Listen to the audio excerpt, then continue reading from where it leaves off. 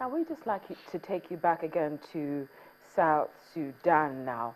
Now, we understand, we did tell you earlier on about what's happening concerning the situation there, but we'd like to bring you this report to let you have a better understanding of the hunger situation, which is now seen as the worst in the world's newest country.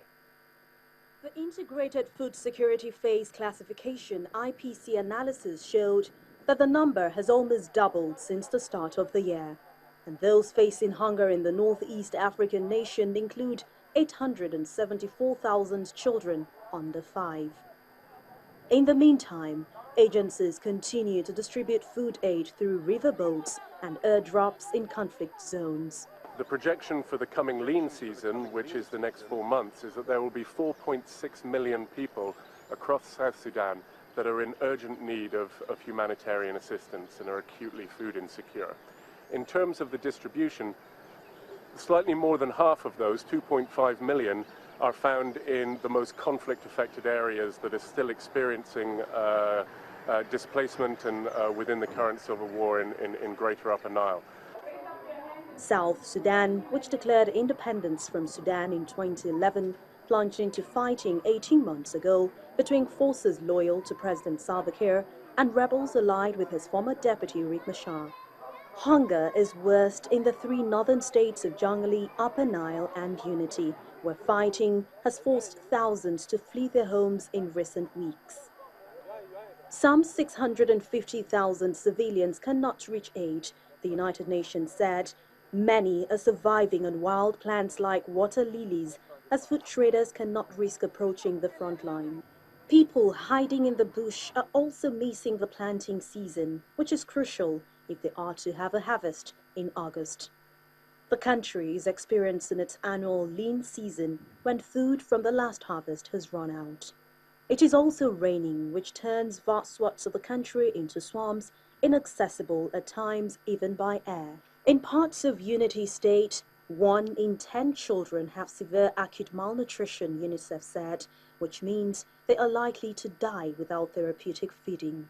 We're also extremely concerned about a projected deterioration in the food security and nutrition situation in some of the less conflict-affected parts of South Sudan, including the states of Warrap, Lakes and northern Bahr Ghazal. Agencies say they are short of funds because of the many hunger crises facing the world and the waning interest of South Sudan, where peace talks have virtually stalled. The looming crisis comes at a time when South Sudan has rejected a UN appeal to halt the planned expulsion of the world's body's top humanitarian aid official in the country, Toby Lanza, saying he had regularly spoken out against the government.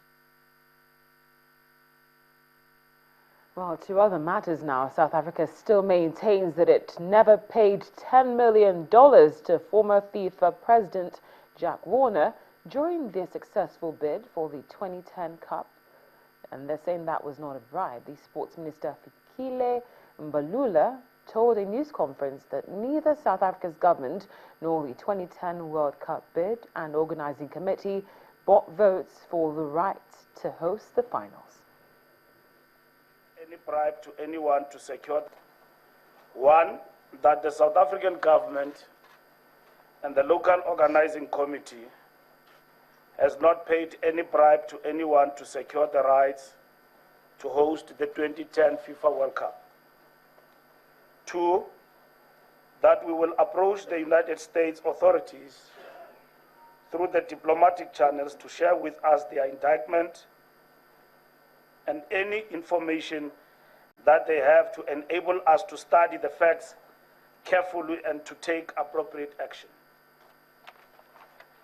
And 3, we have further called upon all to desist from commenting about the matter and to afford the national government an opportunity to address the matter through diplomatic channels, as well as calling upon all those who have any information on the matter to come forward and share same with us.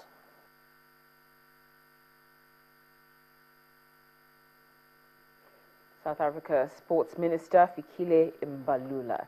Now, we'd like to say thank you for all the responses you've been sending to us concerning the question of the day via email and Twitter. Here's the question for today. What more would you like to see done to address the Boko Haram threat? That's what we're asking you, and we'd simply like to hear from you either via email or Twitter. That's the address and handle on your screen. Thank you very much for watching. I'm Cynthia Are.